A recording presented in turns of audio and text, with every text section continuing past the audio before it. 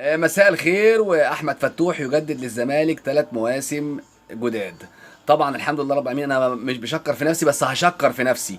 انا اليوتيوبر الوحيد في مصر اللي كنت عمال اقول لكم فتوح هيجدد في الزمالك، الاهلي مش عايز فتوح، فتوح مش هيروح الاهلي، وانتوا عمالين تسمعوا بقى ايه الهستيري والمستيري والبستيري، والناس اللي عماله تطلع على القنوات اليوتيوب ويقول لك فتوح خلاص مضى، والاعلاميين محمد شبانه يقول لك ايه خلال ايام سيعلن للاهلي انضمام فتوح بعقد رسمي، والاعلامي فلان والاعلاني تركان والاعلاني، وانا على صفحتي اقول مش هيروح الاهلي، مش هيروح الاهلي، مش والحمد لله رب العالمين. وانا قبل كده اللي كنت قلت لكم ان امام عاشور مش هيروح الاهلي لغايه ما جيت في فتره قلت لكم لا خلاص كده هيمضي.